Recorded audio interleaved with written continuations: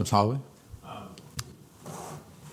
I'd like to comment on Mr. Atkins' comments.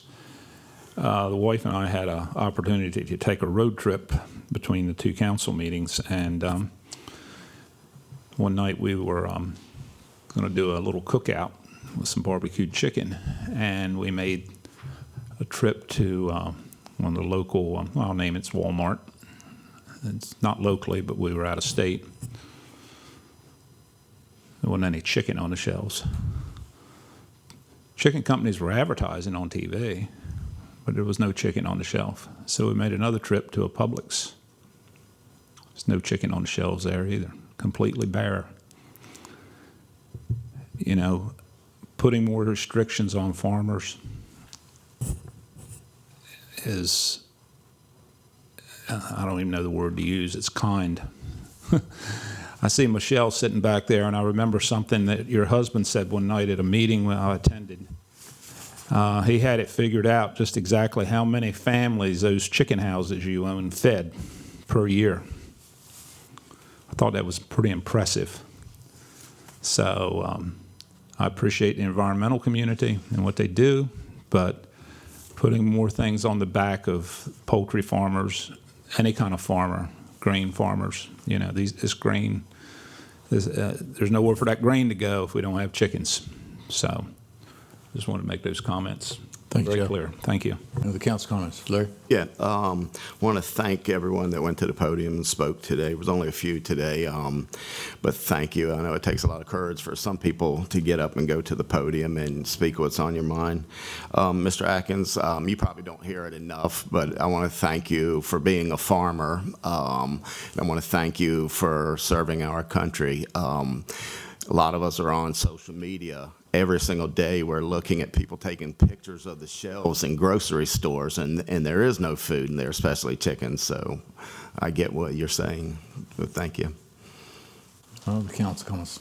Exactly. Yeah, I just had to tell Ms. Ashante that I'm sorry for what you experienced, and we do meet with the Board of Education every 3 months, so I hope to address that with them during that time. Any other council comments? Seeing none, entertain a motion to adjourn so that we can go into open work session followed by a closed work session to discuss a personnel matter pertaining to a performance evaluation to protect the confidentiality of the individual pursuant to Section 3-305B1 of the General Provisions Article of the Annotated Code of Maryland, followed by a closed staff meeting to discuss the fiscal year 23 budget proposal for the council office. So moved. Second. Second. All those in favor? Aye. Opposed? Motion's carried. Legislative meeting is adjourned. I think what we'll do is try to get through these 4 letters of support, and then we'll break for lunch. The first item on the agenda for the work session, as you know, the Buffalo Soldiers was pulled by the request of the Mrs. Scott. The next item would be the letter of support for House Bill 633. This is an Education, Accountability, and Implementation Board membership. Any discussion? We're looking for a letter of support on this. Mr. Rob? Yes. Oh, sorry. Mr. Cannon, I would say, I've said this before, and I'm going to send an email just following. I think just as a whole, as we start to undertake the letter of support during legislative session, I think we should have a policy for how we engage with these kinds of bills or to which ones we have come before us. Yeah. I know we've had issues of gun sanctuaries. We've had today I saw there's a constitutional amendment for to make sure abortion can happen in Maryland at any point in time. There's numerous bills we have going on in the General Assembly, but this is obviously, we are not the Maryland General Assembly, and this is not the House Environment and Transportation Committee or any other committee. So I will say, just as in general, I think we only should be taking up bills that affect our direct budget, an immediate issue that Wicomico County is facing or which we are required to deliberate. And then thirdly, that we should only be taking up bills where Wicomico County is specifically named. So I'm going to send that around in an email to all of us, and maybe that's a policy we could consider just going forward. That'll help us, so we don't have to wade into a lot of issues that aren't really directly germane to us. So, thank you. Exactly. Did you have a comment? I just, for this educational accountability, I think it does impact the Eastern Shore. They're asking does. for representation on the board, correct? Yes. Okay, So to have one person from the Eastern Shore, at least one person on there. okay. Okay. Everybody in agreement to get this out in favor of this letter? Yes. Yes. Everybody good? Okay. That's unanimous. The next House bill we were discussing, sorry, I gotta dig it up here, is the letter of support in reference to Senate Bill 113. This is to require a database for the system. It's also requesting an appropriation of $5 million in the budget, the state of Maryland, to help with staff shortages with the environmental health specialists. Any comments regarding this? This is an issue that directly we take on more than probably most any other county, I'd say, so definitely support. Yeah, agreed. Everyone in favor of this? Yes. Okay, all right. Next item on the agenda is the letter of support for Senate Bill 645, alcoholic beverages with the beer and wine for on-premises consumption at dinner theaters that provide live music and entertainment, as it says, Broadway-style musicals. Any comments? Yes, Joe? President Cannon, I'd like to table these until the Board of Licensing Commissioners meet and make their recommendations. They were going to have a public hearing tonight, I understand. Tonight, exactly. So if we could table these until after we hear from them. You are referring to this letter of Both these support and the bills. next Yeah, both letter of these support? bills, yeah. There's a motion to table. Is there a second? I'll second it. Motion second. I All don't, those in favor? Aye. Yeah, unfortunately, there's no discussion on that table, Josh? Or did you want to take one at a time? no, I was just gonna say, the bill, this will be after, we won't have a bill, the hearing is before. Point of order. we meet. Yeah, point of order. The hearing will be here before, the next time we meet. So we basically have to discuss it now, otherwise the bill's dead. Well, they didn't follow the process. We know that. Yeah. We know I mean, that. the attorney even said, their attorney said that and all, so. All right, there is still a motion to table. Thank you for that point of order. All those in favor, say aye. Opposed? Opposed. I'm opposed. I understand exactly what you're saying, Joe. I have told the Board of License Commissioners that we will take that. We can actually have a caveat whereas when we decide on a letter of support, we can have one caveat where we say, if the Board of License Commissioners does not approve this, then we will not send this letter. I don't know if it has anything to do with them approving it or not approving it until we hear what they're really doing and what their concerns are. I mean, they may have a majority that approve it, but there'll be some opposition to it that we would know about. Well, they have approved it. I mean, they've approved both of these, and they've sent their amendments to these bills, and that's really what we're. I don't see how they approved it without having a public hearing. They had a special meeting for them to approve it. I understand what you're saying. That's why I'm suggesting the caveat, so that if anything unexpected occurs during the public meeting, then we can say we can pull the letter of support. But I don't want anyone to think, I don't want the public to get the impression that the Board of License Commissioners as a body has not reviewed this. They held a special session and took the time to review that, and from what you were given, what they emailed to the county council, it showed very specifically what amendments they made to these bills in order to make them better. I read the bills, I understand. Okay. What you also said is they approved it without a public hearing, and they were basically complaining about the process that the state followed. It don't sound like they followed the process very well either. No, not at all. It's not at all. That's very disturbing on that part. But I think, in talking to one of the members, they stated that they were comfortable with the fact that if the council came to that decision, and outside of there may not be one person that stands up in the public for public comments. And it would be a shame for us to not take this opportunity to support these bills if we choose to, simply because of a public hearing that may not even exist. President So, yes. Gannon, previously, we've had the Board of Licensing, Liquor Licensing Commissioners come in and explain the bill to us. Right. Can we hold off until they're able to come in and explain what the project is? I mean, if we have a process in place that we have followed for everyone before, I hate to do something, make a special exemption for somebody else, because then that's the new precedence. I think that comes, the answer to yours comes down to what I think Councilman Hastings had suggested earlier. Yeah. Josh? Yeah, I just say, I think going forward, I think we just need, I think that, I mean, you heard me with a statement earlier, I think we just need to set our own parameters going forward to make sure that we stay clear to that. Last minute. The hearing dates are just unfortunately coming up before this, and if we don't do this, these are dead. And these are local businesses that are trying to do something good for their community, so. But we've had that with other local businesses too, and and the liquor commissioners came in front of us, and I remember it was last year, the year before that, with the golf course. Multiple times they came in front of us to explain it. I don't want to get into something where we're making a special exemption for someone because the process was not followed exactly. Now we're doing a whole new precedence for people. Well, we're working as best we can, I think, with a process that was flawed, and not a process that was flawed, but a series of circumstances that were flawed. And what we're trying to do is make the best of this set of circumstances. We know really much what the impact is going to be. The Board of License Commissioners, they've reviewed it. They've given us their blessing on this. If we do not pass it tonight, these bills are dead. They don't come back for another year. These businesses, local businesses that are looking to the alcohol to help enhance their venue and their revenues, it's going to fail. And a business could fail in 1 year. We've seen that with COVID. So we have businesses that are trying to succeed. We're trying to help them. That's the only reason we've made this exception, not to appease the delegates, but to appease the businesses and to maybe do the right thing for the businesses. I understand. They're the only ones that will suffer. And it's nothing personal against these John. businesses. It's just now we're setting a new precedent. It is not a precedence, believe me. I appreciate, believe me, I've had conversations, and this is not a precedent at all. This is an exception. Yeah, This is a Well, time. you know, I serve on the Planning and Zoning Commission, and a lot of things that take place on that commission take a lot of time, but we always follow the rules.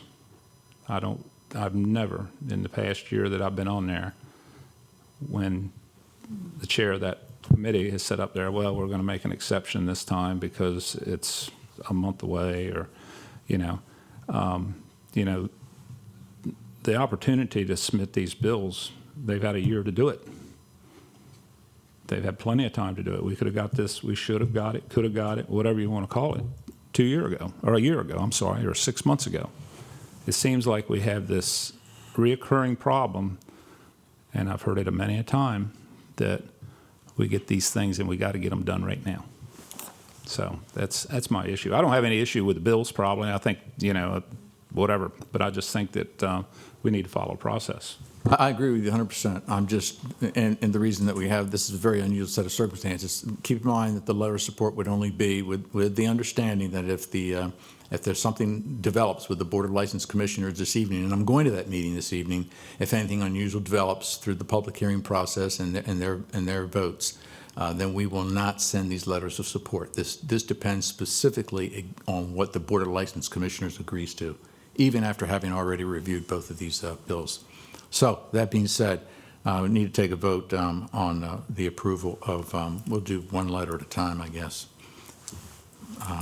We'll vote on the letter in support of Senate Bill 645. All those in favor say aye. Aye. All those opposed? Opposed.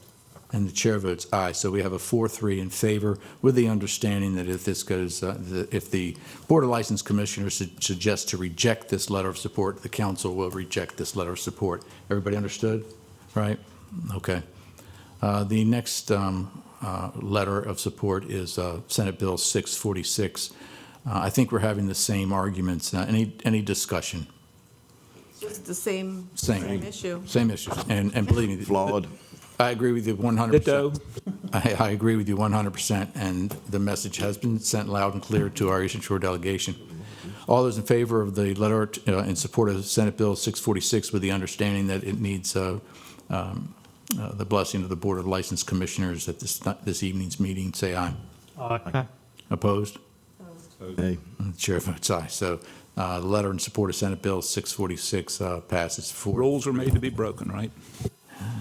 Gotta have to be flexible sometimes, Joe. It's not hard and fast every day. Mr. President, you say the meeting is tonight? Is that? Or, The meeting is tonight, yes. The meeting, yeah, I mean, for the public, the meeting is tonight. The Board of License Commissioners, it's here in the Government Office Building at 6 o'clock if there's anyone that's interested in that. Thank you. Thanks, Mr. The next item on the agenda is a letter of support for constructing a replacement of the bridge. That's actually scheduled for 12:30, and we have guests coming for that one. Okay, all right, fine. All right. John, Yes, sir. I'd like to comment on that. On which? On that bridge before we, Oh, we don't go to that yet. All right, you're holding up your own lunch, you know that, right? yeah. Okay, Joe? Okay, I'm the only thing between us and lunch, right? okay. Is this true that your father tried to talk them into building a 4-lane bridge when they built that bridge originally back in the 50s? I heard that story. Yeah, I heard the same thing. I never had that conversation with him, Joe, surprisingly, right? But, Heard that somewhere, I think, Yeah. that he tried to convince them. right, Yeah, it would have been a lot simpler if they'd done it then. very true, very true.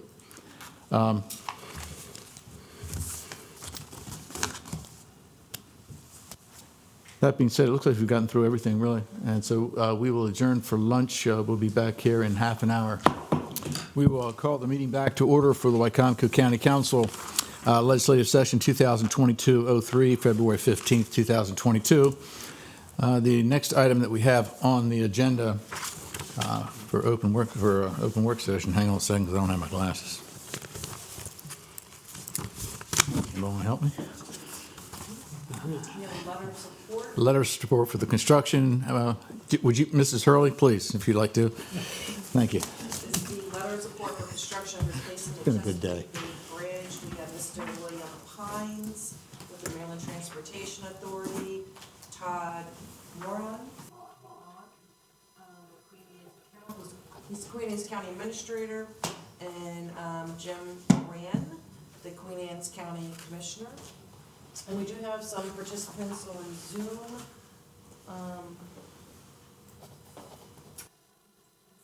William Pines. Yeah, William Pines and Mr. Shahoon.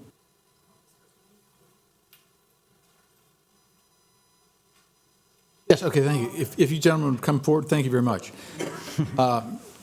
Mrs. Hurley's been kind enough to introduce all of our guests, but if you could tell us individually for the public and exactly who you are and what your positions are, we'd appreciate that very much. Absolutely. Thank you My so name's- much for being here. Thank you. My name is Jim Moran. I'm the at-large county commissioner for Queen Anne's County, and I've held that position for almost 9 years now. Yep, and I'm Todd Mon, the county administrator for Queen Anne's County, and I've been with the county now for, not in this position, but about 30 years, so. Well, great. Well, congratulations. Thank you very We much. appreciate you taking the time to come down here very much, but the floor is yours. I'll start off by saying we also have William Pines, who is the new acting director of the Maryland Department of, or MDTA, Maryland Transportation Authority, so we welcome him here as well today. And Steve Cahoon, who is one of our public facilities planners with our Department of Public Works. So we're here today simply to request mutual support from Wicomico County for a replacement Bay Bridge situated at the current location of the existing spans of the Bay Bridge within the I-97 to 404 corridor. So we want to emphasize that we want to see this project move forward through the NEPA Phase 1, which is coming to conclusion next month, and then the funding for the NEPA Phase 2 would follow that, which would provide the planning and design attributes that would provide for the next phase, which would be construction, thereafter. So we've partnered with our friends from Anne Arundel County, in large part to my county commissioner, Jim Moran. He's been working with his colleagues over there, and we've done a joint resolution to support a replacement Bay Bridge at that location, connecting Anne Arundel to Queen Anne's County. So we're asking for the support of all the Maryland jurisdictions. We've got a few others so far. And in addition to that, we would also urge all of our fellow councils and commissioners throughout the state to put this project as one of your top priorities in your MDOT CTP priority letter, which is an annual thing, and they're due in April 1st of this coming year. So the key thing is we want to see the NEPA funding put into the transportation budget, approved by the governor, so the project continues going forward. Okay. So I think Jim wants to. This is a, larger than all of us type project. I believe it will be the largest project the state has ever taken on transportation-wise with this corridor project from 97 to 404. The existing structures, one was opened in 51, the other one in 73, and the 51 is naturally already past its 50-year life cycle. The second bridge is coming up on it, and I believe, and maybe Director Pines could chime in here, I believe it's going to cost another $2.3 billion to maintain them for the next 30 years or 40 years. I mean, so, so the price of this project, it's a high one, but, your commerce, our commerce, beach traffic, your citizens, our citizens, that's the only crossing we have. It makes sense to put it there. The state already owns the right-of-way. The environmental impact will be minimal there, and all roads lead to that location. So, that's why we support the replacement bridge, an 8-lane bridge minimum, to get this for the future, for now and for the future to come. And even if everything went well, I think we're still 12 to 14 years away from driving over it. And anybody that watches, our local news sees what kind of issues we have during the summer months. It is, and it's going to get exponentially worse. And that's why we are out here on the beaten trail to get support from everybody that feels the same way, that sees this as a priority for your commerce and our citizens. So, we thank you for considering this letter of support. Thank you. Any questions, comments from council? Jim, thank you for coming down here. I've been going to MACO meetings for many years now, and there's been a lot of discussion from members of the councils and commissions on the Upper Shore, Queen Anne's, even Talbot. And it seemed like some of those members were against a replacement bridge or a wider bridge or even a new span. What changed? Anne Arundel County, they were totally opposed to it. Well, county it executive. seemed like some of our Eastern Shore people were against it as well. Well, they were opposed because they didn't want it landing in their county. yes. Yeah, So, but now that, we've supported it along with Anne Arundel, having a replacement bridge at the current location in the current corridor, others are fine with that. Kent County didn't want it cutting through their county, and Talbot definitely didn't want it coming through St. Michael's. So, those two other corridors, and so they have already joined on and sent a letter of support to us with this location. So I think some of them believed it would bring more people to the Eastern Shore. correct, right, and that's Which one of the is a fights that we had. fallacy, right. Right, it's we're just trying to manage the situation that's already been given to us. I mean, the explosion that's gone on at Delaware and our beaches, with the amount of tourism that comes across, I think it's up to 8 million now every summer. So, we need the infrastructure to handle that kind of And it's a capacity. problem going west. Yes, sir. There's a lot of backups going Yeah, everybody goes to the shore on Thursday, Friday, Saturday, but they all come home Sunday night. And like I said, last year, the record 17-mile backup. I mean, that's just past Y Mills, and that's, wow. So, I think 5 miles is at the McDonald's. yes. That is the recommendation isn't that the recommendation the state has made? I mean, they did their study. Yes, sir. And their Yeah, recommendation they picked that is corridor. pick this corridor, and they abandoned all the other options, is my understanding, so. That's correct. And the decision will come from the federal, the ROD will come, I believe it was around March 14th. I'm not 100% sure, but We're saying March, April, and the record of decision, it is approved first by Federal Highway, and then Maryland Transportation Authority would sign off on it after we receive their approval. For the benefit, Commissioner, for the benefit of the public, could you just briefly explain exactly what is being proposed? Well, that's a little bit tricky, because what is being proposed is a replacement bridge or structure with a minimum of 8 lanes and hopefully with shoulders. Because, Will, correct me if I'm wrong here, but the phase 2 of the NEPA will determine if it's going to be a bridge and a tunnel, if it's going to be 2 bridges, 1 bridge. All that will be decided in phase 2 of the study. Is that correct, Will? Sure, that's correct. So essentially, the Tier 1 study that's ongoing needed to primarily determine the location for the crossing, and we evaluated 14 separate corridors up and down the bay. And so the next phase, the Tier 2, will really focus on a 2-mile wide swath along that Corridor 7 preferred alternative to find the specific alignment for the new highway and bridge. So the proposal that the county is recommending is a replacement structure where the existing bridges would be removed. The Tier 2 study would fully evaluate that option along with other options, as Commissioner Moran is mentioning. And it would also look at things like ferry crossings, using traffic management systems and the like, to see if there's any opportunity to better manage the traffic to meet the purpose and need of the study. And again, for the public, location, just so they know. Same location, different locations. It is a 2-mile wide swath that they've chosen, but we're hoping that it would be the same location because again, the roads are there, the right of way is there, so and minimally, I don't want to say minimal, but less of an impact on the environment, putting it right where it exactly is now. And if I could maybe elaborate on that for 1 second, what do we mean by a 2-mile swath? So today there's 2 bridges that are spaced apart. Technically, you could put a new bridge right up the middle, for example, but we haven't done investigations underwater to know if there's, submerged aquatic vegetation and things like that that would be an environmental impact. But likewise, we could put it to the north up the bay, but that would have impacts to Sandy Point Park.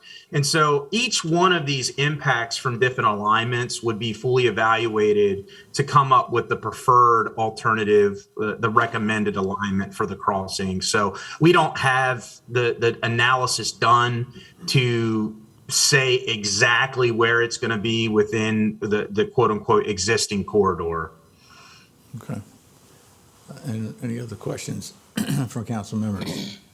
Yes, Josh. And just a point of, I guess, I remember hearing before if we were going to choose any of those other locations or even the current location, wasn't there some sort of law that we had to have the majority of Eastern Shore counties had to be in agreement? And if so, is that part of why you're here, or just to try to accelerate funding is more of a?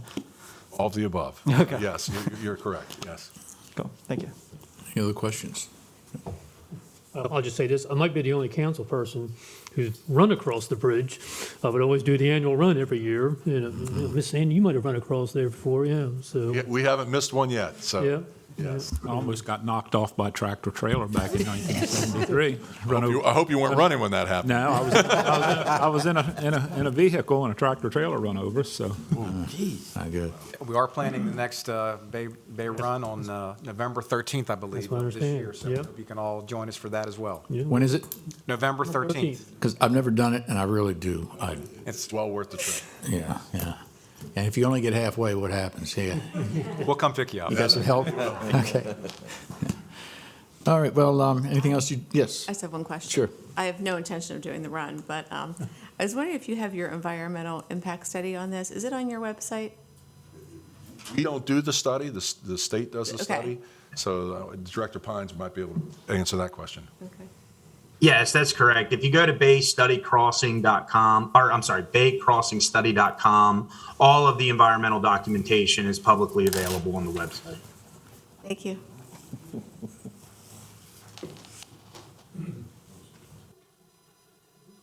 Anything else? Good. Yes, okay. Thanks, guys. Yes, everybody, are we in favor? We're looking for a consensus? Yes. All right, yes, okay. You have unanimous consensus? Thank you very much. Thank you very much. Glad to partner with you. Absolutely. And very good seeing you gentlemen. Drive safely on the way home. Thank you. Thank you very much for your time today. Thank you. Director Pines, thank you very much. Thank you. And I'm sorry I couldn't be there with you in person in my old stomping grounds. I'm from Princess Anne, so wished I could have made it down. Thank you.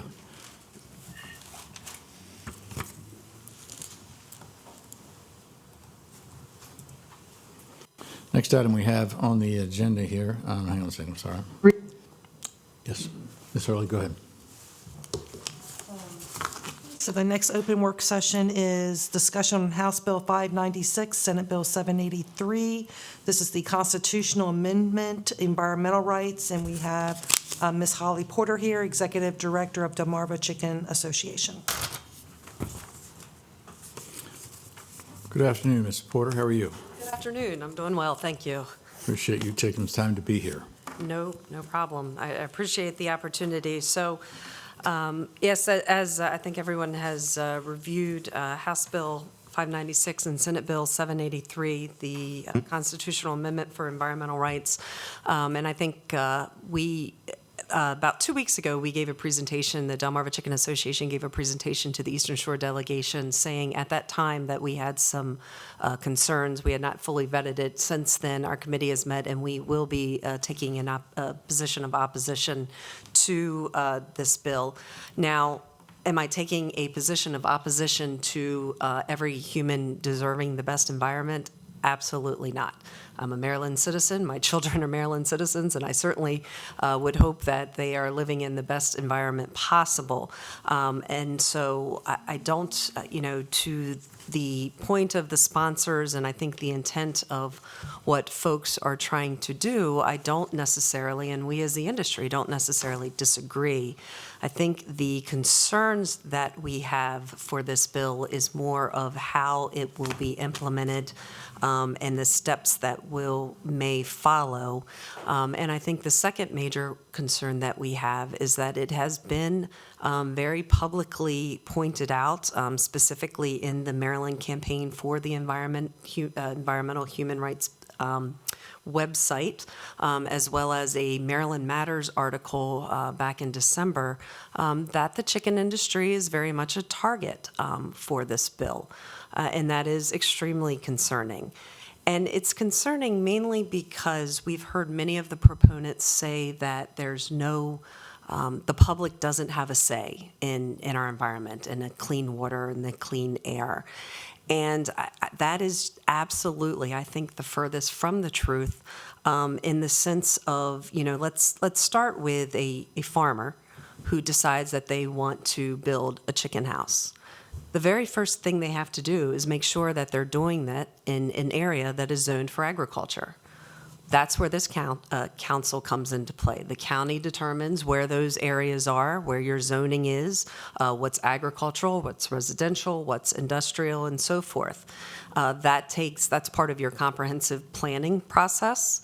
That's an open process that the public has a lot of input in, and there's a lot of discussions around. So again, there's a lot of steps just in step one, the zoning. And then that farmer's going to need a stormwater permit. That stormwater permit is part of regulations that, again, were vetted, that had a public process. They're also going to need a CAFO permit. That general CAFO permit, first of all, again, regulatory, had a public process, had comment period, open comment period, and had several steps just for the general permit itself. In addition, that individual farmer, also the public has an opportunity to have a comment period for that individual farmer in the permit that they're working on as well, too. So again, there's already a lot of steps and regulatory steps that have been vetted by the public that have already been put into place. And so if you have a farmer, a new farmer who is going through this process, who's doing everything that they think is legally right, they get to the end and now their neighbor decides they don't like the smell or the sight of those big, long buildings. What is the next step? The next step is litigation. And again, I know that proponents will say that this won't increase litigation. And again, we have to disagree. We've already seen it. We saw it with the Hudson case a number of years ago. We know specifically there's one group that recently received some funding from a foundation, and that funding was directed for the ability to litigate on their behalf for the environment and looking at the chicken industry in particular. And so we don't believe that it's not going to create more litigation. And that's a problem when we want to encourage farmers, any farmers, but especially chicken farmers, from getting into the business. Why would they, if they go through all the steps that they need to potentially have somebody sue them for building a farm because they feel that it's not, it goes against their environment. So that is our position. That is our concerns, and that is what we will be sharing with both the House and the Senate on this bill. And I'm happy to answer any questions that anyone may have. Holly, you didn't, you brought up the, what he had to go through to build the farm and start the farm. Why don't you elaborate a little bit on what they go through after they get into business? Absolutely. So again, as part of their permanent process, they have every year, there's different annual implementation reports that they have to fill out and complete. So again, any of the manure that is generated on that farm, we know exactly where it is, where it's going. And then, in addition, every 5 years, that general permit is going to come up for renewal. So they have to go through, again, every 5 years, there's a letter of intent. There's a permitting process that occurs. So even farms that have been around for 15 years, they've gone through this process at least 3 different times at this point in time to, again, make sure that they're following the rules, following the regulations, that they're implementing the best management practices. And I think, another big piece that I didn't even mention is the financial aspect of it. So again, to build a chicken farm right now, let's say a 6-house operation, you're looking at a couple $1 million. So that's a farmer putting out a couple $1 million, following through the process, and now, again, the potential of having litigation. Cool. I was wondering where this bill was coming from, because as we know, the Eastern Shore is very different than Prince George's County, Montgomery County. So I didn't know if it was coming from that part of the state, not necessarily considering the Eastern Shore. I'm not sure. I cannot remember there's a couple of different groups that were leading this bill. I think the Sierra Club was one, League of Conservation Voters to some extent. And it was presented, so this bill was talked about and presented about a month or so ago. There was a environmental legislative preview. I think I may have been getting that title wrong. That was sponsored by several groups, and it really listed a number of different bills that may have an impact specifically to the environment and the Eastern Shore. And this was one of the bills that was discussed during that summit. So, where in particular it's coming from, I wouldn't, be able to say that there's a particular reason. I don't know that it was created to specifically target the chicken industry. Mm-hmm. What I would say, though, is, again, when you look at their website, when you look at some of the comments that have been made and some of the reportings, it's clear that some of the proponents feel that, if this bill was in place, it would help with the fight or the pursuit that folks have against the chicken industry. And again, that's where we have to say how. What would this bill, if this law was to come into place, what would be different versus the processes, the laws, the regulations that are out there currently? And again, all of those, I think the bill specifically talks about that it's up to the state to serve as the trustee. That's exactly what the Maryland Department of the Environment, the Maryland Department of Agriculture, that's what they're already doing with the laws and regulations that are in place. This looks like it's so open-ended. I mean, that's you can. I might not like Ernie's cologne, or he might not like mine. And I've lost my right to enjoy the environment I'm in, so I have a right to complain about him. Yep. I mean, that's what I read here. So. It is. I mean, I think sometimes complicated 40-page bills can be scary, but one-page bills can be just as scary as well, too, in that sense that you're right. I think it is extremely open-ended. And I think, again, that's the concern. Not arguing that we don't have a right to a clean environment. 100% agree. It's how are we going to get there? What is the intent of this bill that's going to make us get to that beyond the laws and the rules that are already in place? Yeah, I felt the same thing, Joe. I thought, wow, this is terribly vague. But just as in a sense, you sort of felt almost immediately that this thing was establishing way too broad of an oversight. From my perspective, looking at the bill, it seemed almost like a contradiction in terms where Section A says every person has the fundamental and inalienable right, And then section C says, the state shall. So that to me is almost a contradiction because I am a true believer of local decisions being made on a local level and working our way up from there. Right.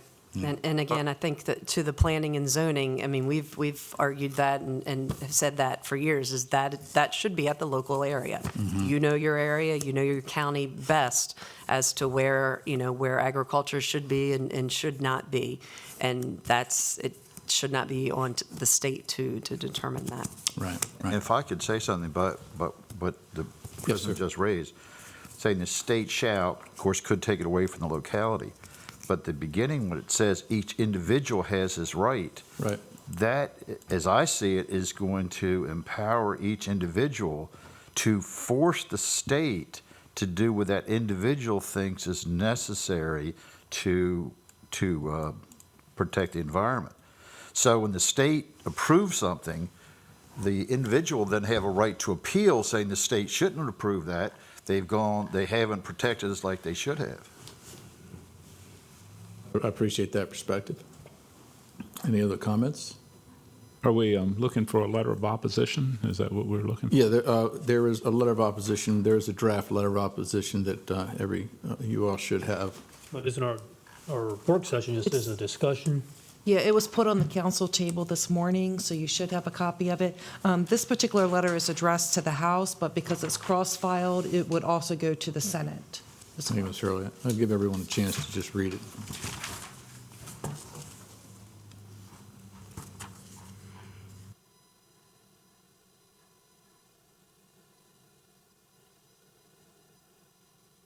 It just touches base on those points that she mentioned. Mm-hmm. I think it's to the point. I'm good. Joe? I'm good. Ernie? Nicole? Yes, I'm good. Josh? I won't say consistent, say we shouldn't be dealing with state issues. So no, I'm not going to touch this bill. Yeah. Bill? I don't want to use the term, I've got right here, that I'm ambivalent to it, but it's there's still more to be heard, but yeah, I mean, I'm not going to get in the way of it, obviously. We got enough votes. Okay, fine. Yeah, the chair's in favor as well. So we'll get the letter out. Thank you, DCA really appreciates the additional support as well, too. Thanks for taking the time. Absolutely. Yep. Seen you. Next, you have a work session on the capital improvement program for fiscal years 2023 through 2027. And we have three departments here. We have Public Works first. This is Mr. Mark Whitelock, Deputy Director of Public Works, and Pam Olin, our Director of Finance. Good afternoon. Good afternoon. How's everyone? Good. Mark Whitelock, Deputy Director of Public Works. Pam Holland, Director of Finance. Thank you all for being here. So I figured what we do is we'd start out and just go through each one, and if somebody has questions at the end of that, I'll give a brief description. If you have questions, and you can ask them. Okay. Public Works Engineering, we'll start with them first. Chesapeake Pay, WIP program, $200,000 recurring cost for the water improvement programs. Basically, you see these little ponds around in Pemberton Park and things like that. These are WIP projects. They're based on taking phosphorus and nitrogens out of the water before it goes out into the river.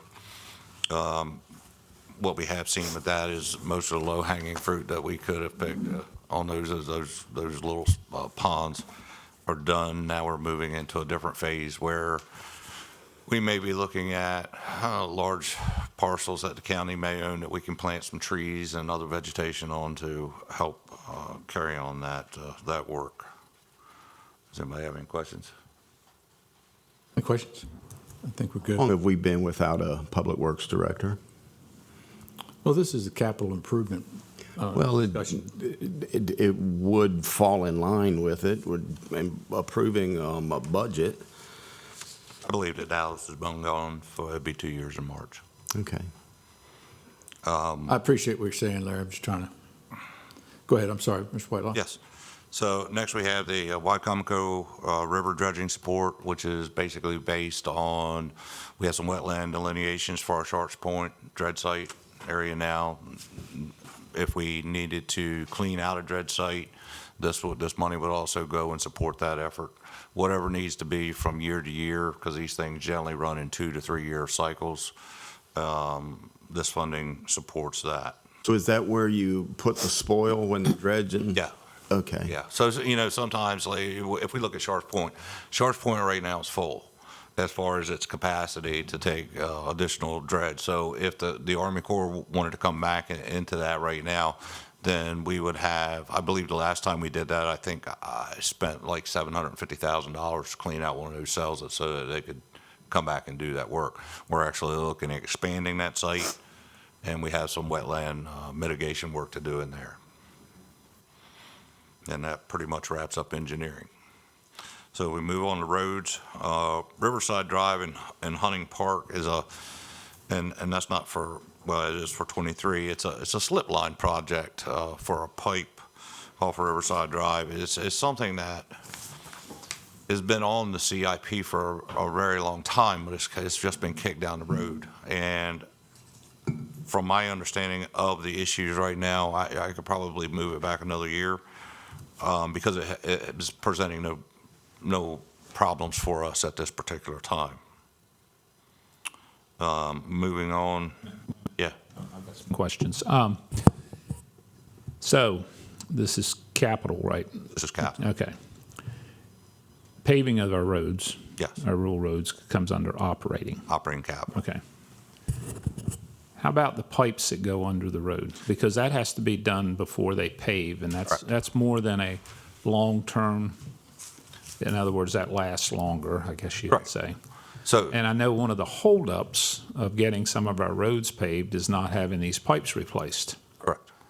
So would that be eligible under our capital program to speed that up?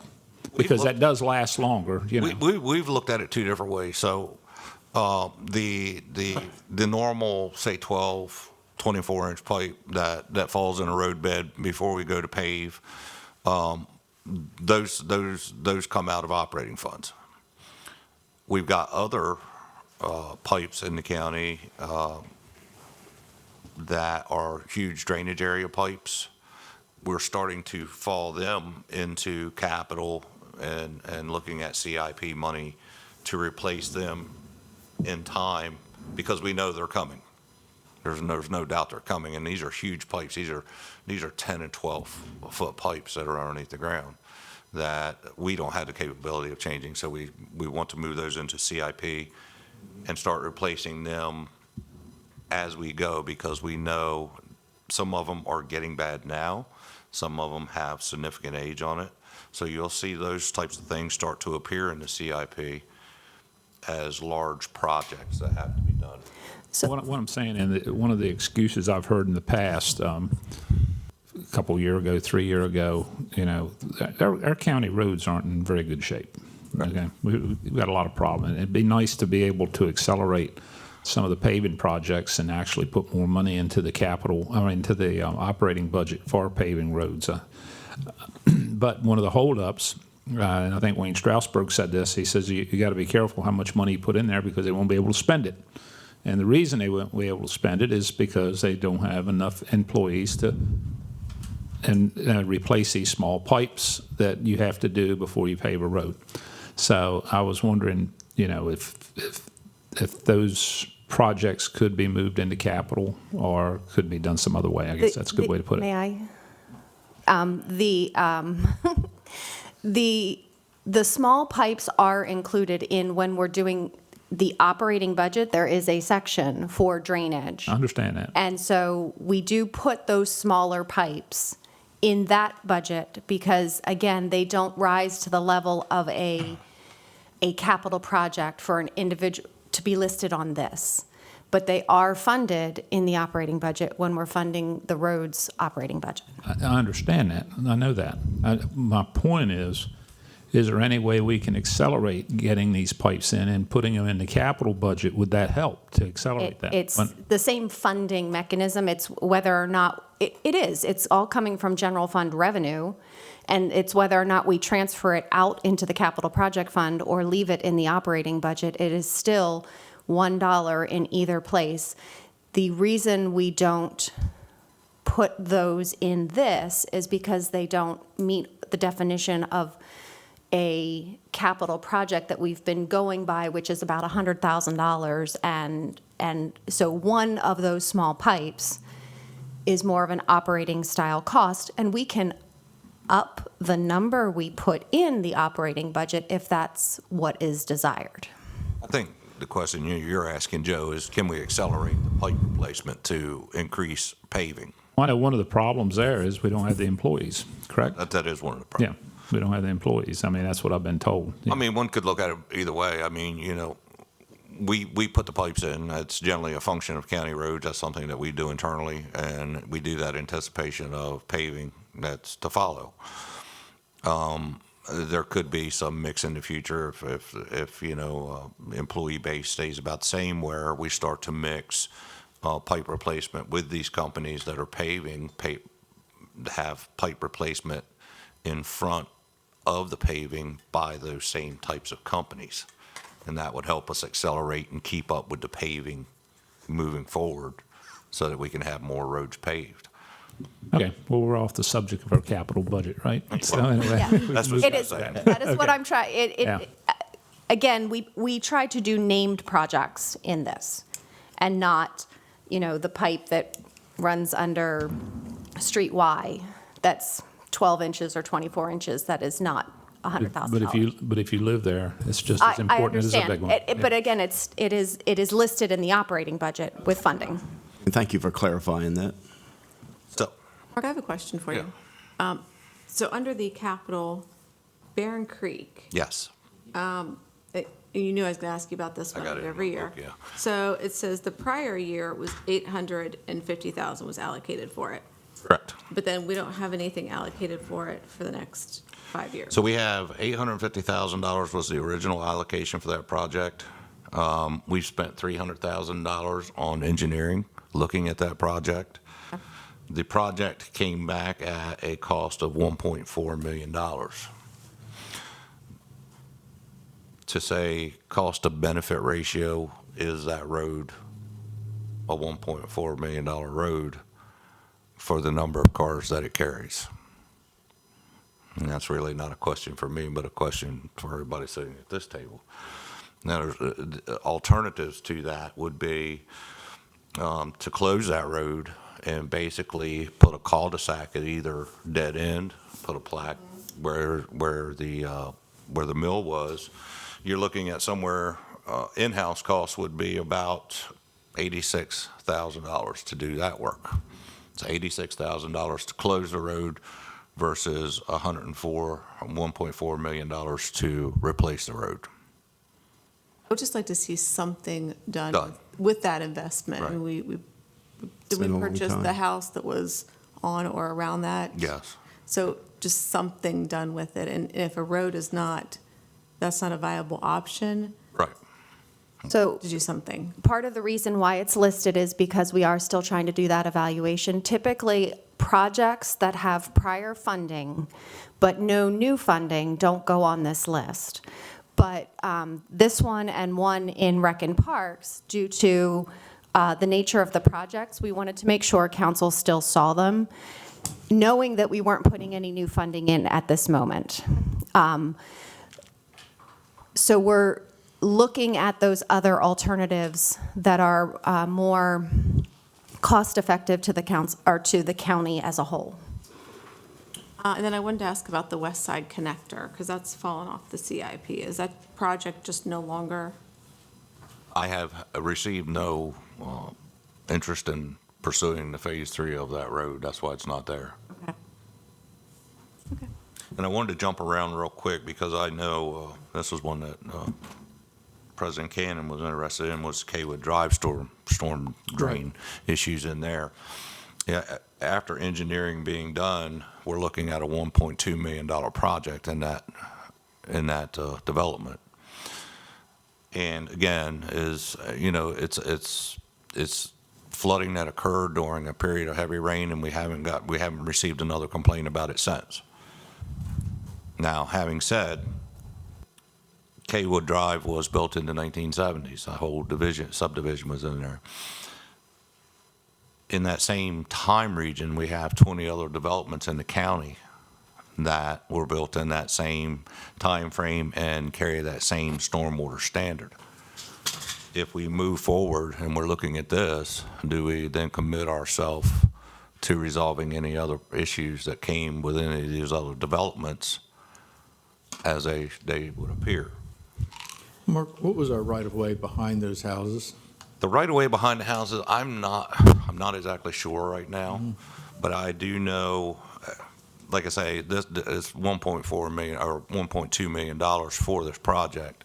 And basically what you're looking at is to relieve flooding in 2 different houses. Yeah, that's the reason I asked, because the majority of the problem was on the east side there. It was. Right, and though some of the water came up from the road as a result of maybe the culvert going to the pond. Right. I think the majority of the issues there were behind the house and how well it was draining. A lot of the dynamic in that neighborhood has actually changed. That was where Francis Whittington backed up to that property, and that's where he parked all of his dump trucks in there. And he's since passed. His dump trucks have been sold.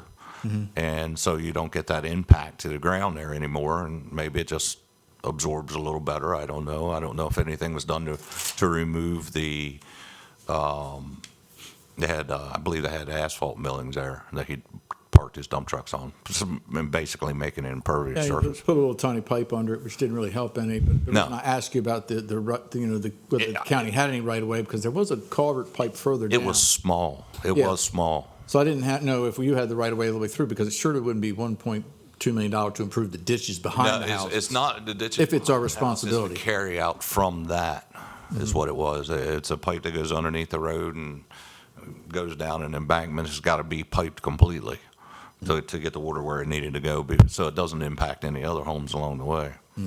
So those are 2 things. I only bring that up because those are 2 things that are high dollar projects that I know council has asked me about before.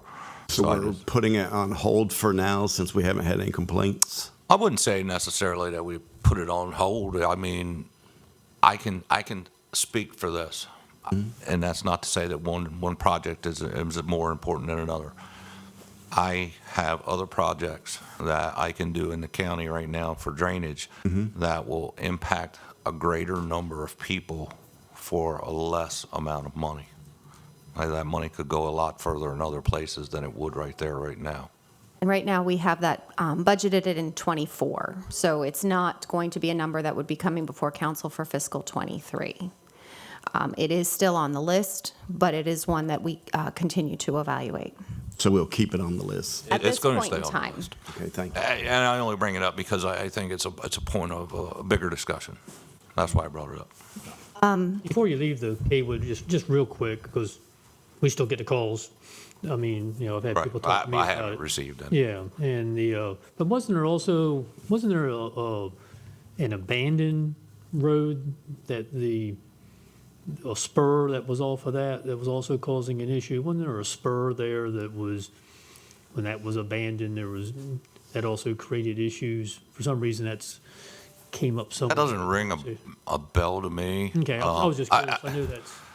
I think there is. Are you talking about, yes, I think Right. just near, if you go one further, you mentioned the gentleman who had the trucks. That's Mr. Whittington. Whittington, yeah, good fellow. If you go past there, right there, I think there's a platted connector. there is something right there. I'll look at it. There's a and see if culvert there's there. something, maybe Yeah. something that could be done cheaper. That's why I was wondering That's what I'm saying, we might be able to do a little something, whatever we can do to Whatever we help can their do. situation. Yeah, and I don't want to say that flooding isn't important to us, that We know that, we recognize that. Yeah, no, we do.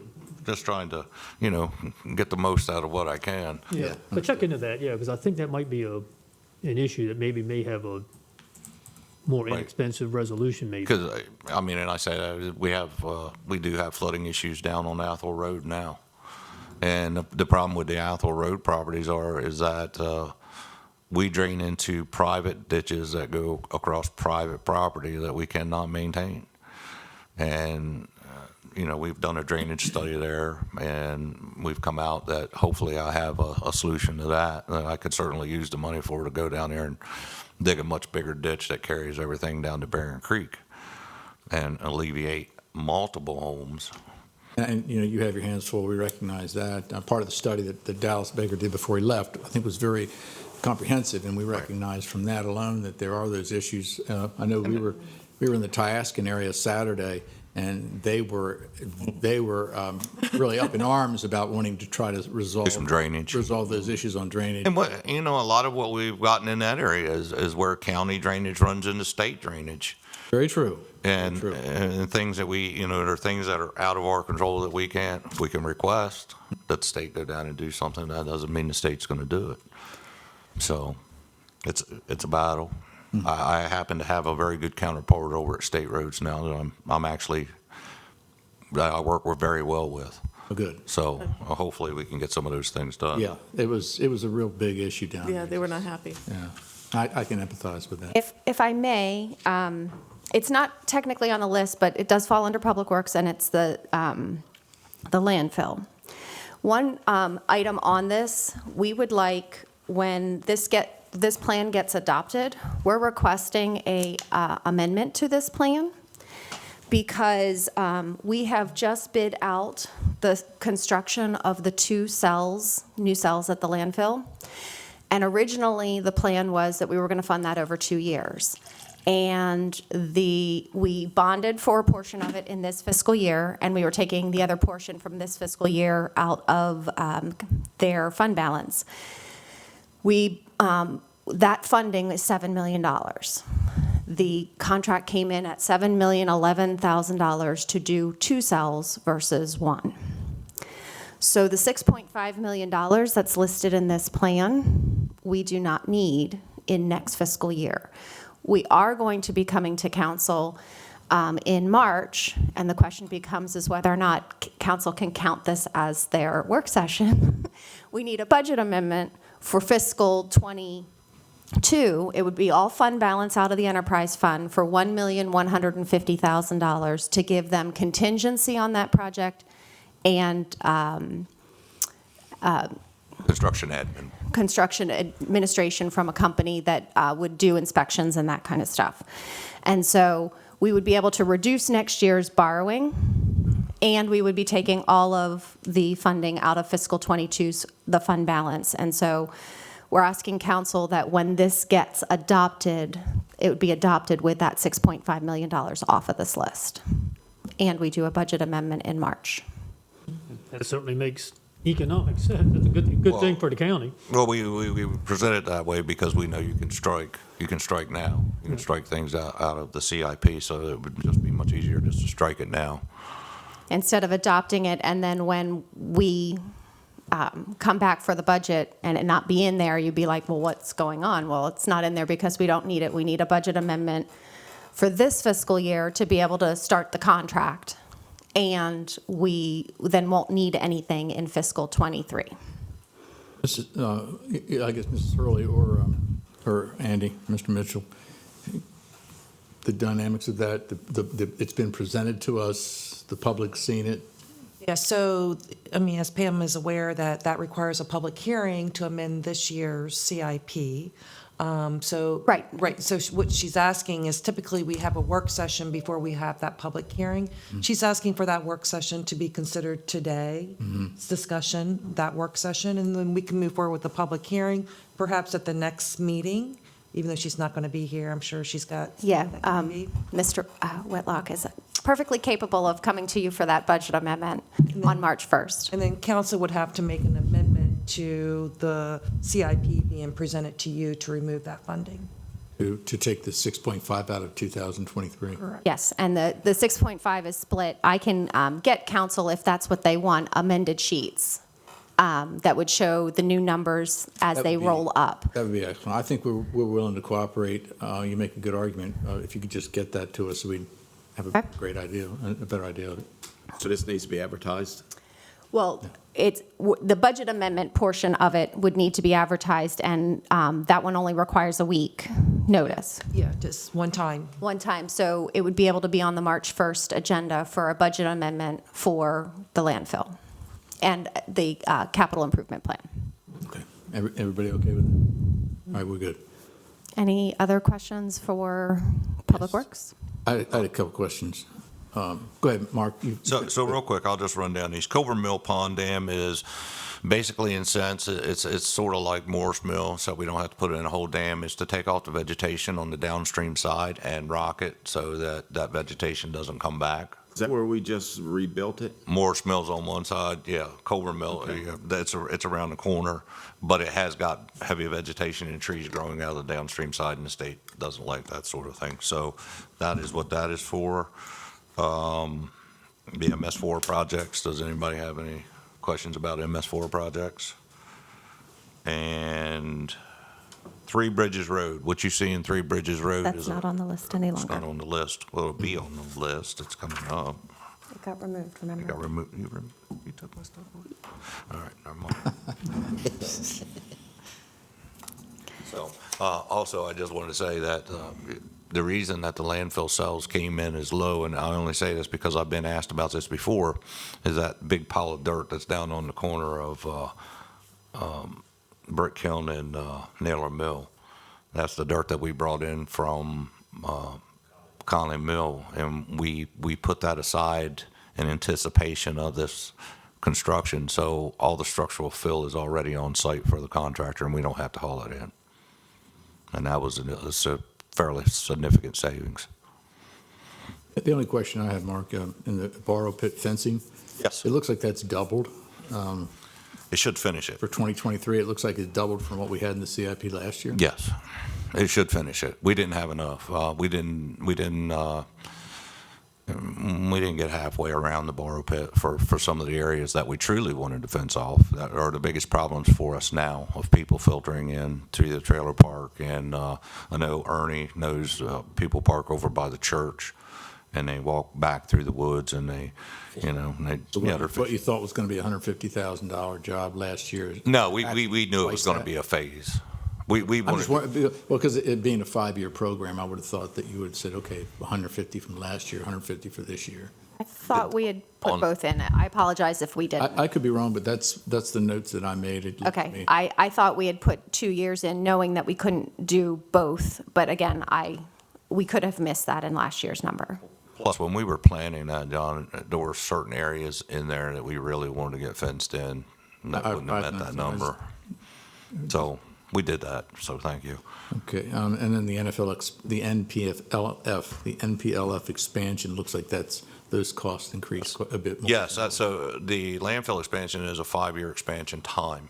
And it's basically what it costs you, or the time frame in expanding a landfill like that. We're getting into, is starting to get more technical now. We've dealt with the groundwater and some of the soil borings and these types of things that go along with siting a landfill. Now we're starting to get into more technical things, how the landfill is going to be built, what that layout of all those landfill cells is going to look like. And now we're going into the state and saying, state, this is what we're intending to do. So there's a lot of engineering that goes into this portion of that. And this, I believe we may be in the last phase now of the land. It's basically a 3-phase process to do that.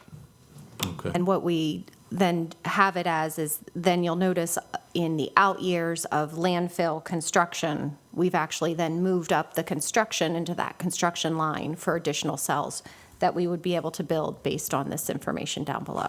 Okay. Because if you look at the landfill, when we're done with the construction of these 2 cells that we're in now, there's only one more cell to the landfill, and then we have to go somewhere else. Any other questions? Well, thank you very much. Appreciate that, Mark. Thank you. If I may, it's not on the list, but I'm not sure you're calling in IT. So as you know, this plan is a moving document, living document, and it changes as we are working on it. And there's one item in the IT budget for $600,000 for fiscal '23. That is to put the sheriff's department on the same platform as the corrections, and so that those systems can talk back and forth.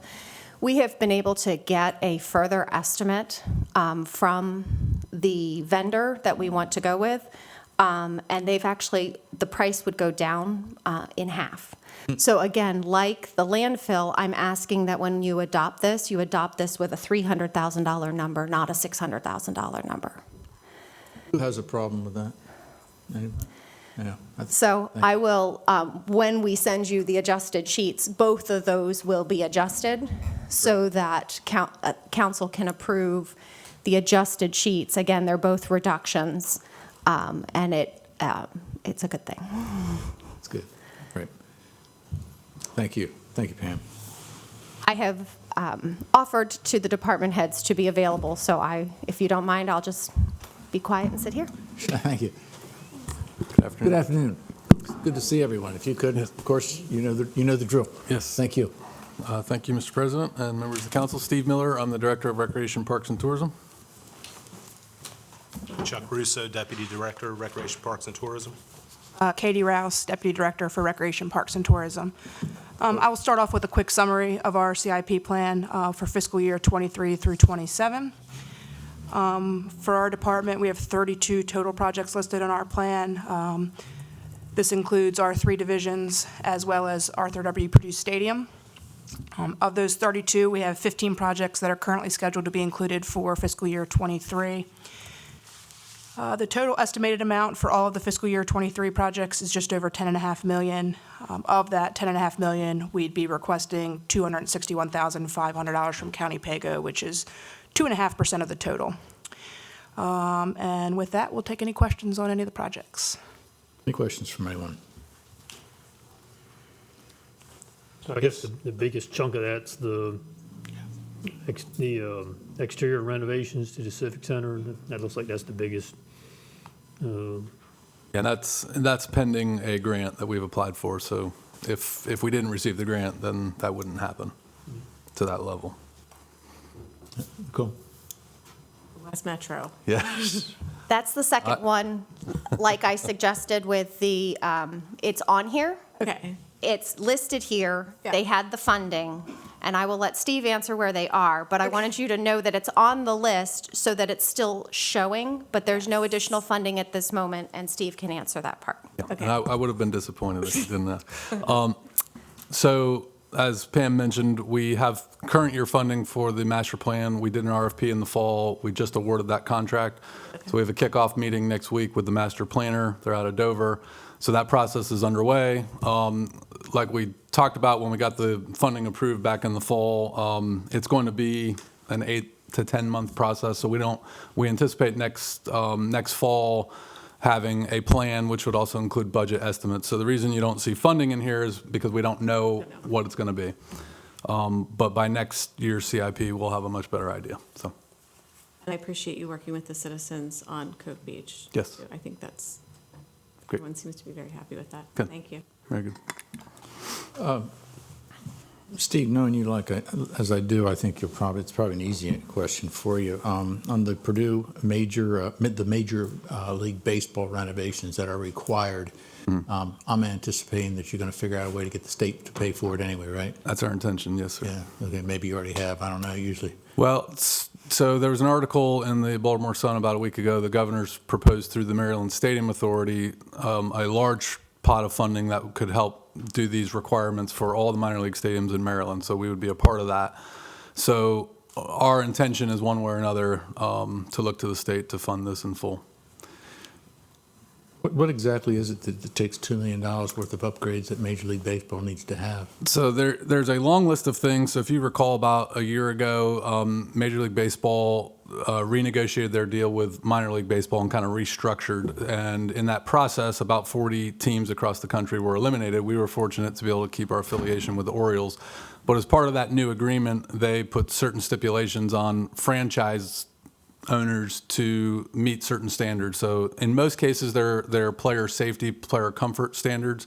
Mm-hmm. They want to see the same level as a player advances through the minor league system. They want to see the same amenities throughout their stay in the minor leagues. There's other things like, for example, female umpires. So many times when these stadiums were built, females weren't umpiring. Well, now they are, so they need separate locker room facilities. So there's a lot of those types of requirements where you have to look at space differently and try to figure out a way to make that work. We did a preliminary study, so we hired a local engineer to do a preliminary assessment, and that's where that $2 million number came from. Major League Baseball will do an official assessment, and we're on the schedule for next summer to get an official assessment. But regardless of how that shakes out, again, our intention is to go to the state to fund that. Which I'm knowing you, I'm sure that'll work out. If it weren't to work out, that is always that's responsibility of the county. It is. So in the 20-year lease agreement, anything mandated by Major League Baseball to keep the franchise is the responsibility of the county. Does that come up for renewal? 2036. 2036. 36 or 37. I think it's 37. I think we The got only pushed. one's going to Joe's the only one that's going to be here. Don't you remember voting for that, John? Yeah. Yeah. It was Why not? it got pushed out an extra year because I think it is 37. It got COVID. pushed out an extra year because of the COVID year. Council agreed to amend that deal to allow them to have 2 years to pay their tax. Right. And so what they gave us then was an extra year on the end of the deal. Thank you, Steve. Appreciate that. Any other questions? No? Okay. Thank you. Thank you. Thank you very much.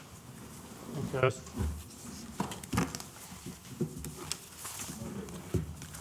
I know, we're getting there. Thank you. General Services, Mr. Matthews, how are you? Fine, sir. Yourself? Good, good. Good to see you.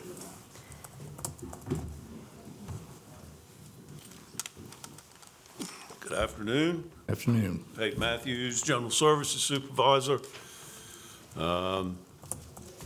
You see what I want to do. I'll answer any questions that you have. Mainly the money is going to be spent on the 2 courthouses this year, and the possibility of spending more money on the old courthouse still exists. And one thing we've added to this is there hasn't been a comprehensive plan looking at all of the buildings that the county owns. So that is what that last line is, building evaluation surveys, is we want to start the process of doing surveys across all of the county buildings so that we can have a good inventory of where all of our systems are instead of trying to kind of chase stuff. This way we will have kind of a master plan as to what is the timelines and when are things supposed to be obsolete and that we should look at considering replacing them. And so that's what that new line item is because in the past, we've only been really looking 1 year at general services because we know what we're looking at right now. Let's try to start planning down the road and actually have some stuff in the 5-year plan for them. So we've been reactive. Correct. And so we're hoping with this additional funding to be proactive, and what we're doing is kind of creating a pot of money that we can, put $100,000 into the capital project and get somebody to do, okay, this building and this building, and then next year we'll put another $100,000 in and do the next building. And that way we have these plans and we know what is coming down the line for all of our buildings. Okay. Really, the best way to explain that is we're going to give every building a complete physical. Right. Engineers, mechanical, electrical. We're going to look at the building from the top to the bottom. Right now, I can sit here and fairly confidently say we've got most every building in good condition, with the exception of the old courthouse, and we're getting ready to do something about that. So really, in the overall scheme of things, like Ms. Olin says, once we get a good baseline on every building, we'll be able to plan when a heating system needs to be replaced, when a roof needs to be replaced, when we need to do other things in the building that will be cheaper to do because we're ahead of the game. Right. Yeah. That's the way we want to take this. Yeah, I can't commend you all more for doing that. I mean, that is anytime we have physical structures like we have, we should be doing that. I mean, essentially doing a capital reserve fund for all intents and purposes, I know it's not necessarily what it's called, but you're gonna be looking at the life of, the roof's, got 30 years left in it, so if that's the case, we need to be putting away Well, X and this amount of isn't dollars. even, and this isn't really putting the money away, but this is giving us the guidelines as to when we will need that money for those things. Kind of along the lines of, kind of referring back to Purdue Stadium, they took, in our concession agreement with them, we had to look at every mechanical system and put a life on it. Well, we want to do that for every building in the county and Yes, we have should. what is the life of all of the mechanical, electrical, structural aspects of those buildings so that we know when we should be looking at doing something. Yeah, which is good. I mean, that's what we suffered at the airport, was, deferred maintenance. And, we're paying for that now. So I applaud you for thinking, for such forward thinking. The only other thing I have, Pete, is on the old courthouse, do we have anyone in place to maybe look for historical grants for the courthouse? Not that I know of. Maybe Ms. Carter would have some knowledge of that. I can certainly speak with her and see if there's anything that she knows of. Right. I know she has Gloria Smith back a few days a week now, and Gloria was indirectly the Historical District Commission. A lot of time, There is. I'm sorry, I stepped on No, you. go ahead.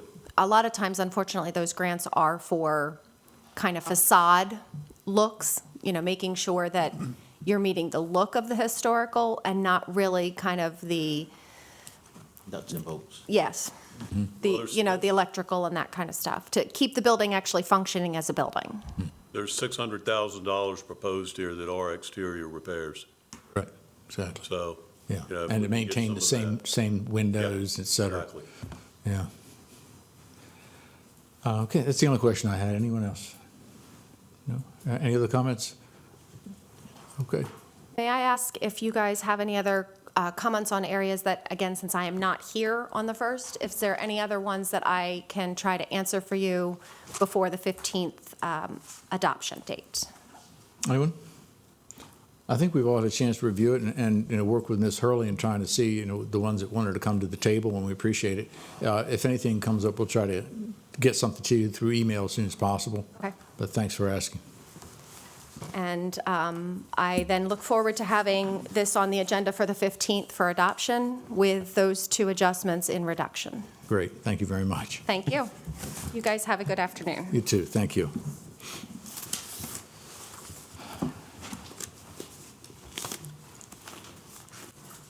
Entertain a motion to adjourn so we can go into closed session. Second. All those in favor? If I may, Mr. President, you've indicated you don't need me, so I'm going to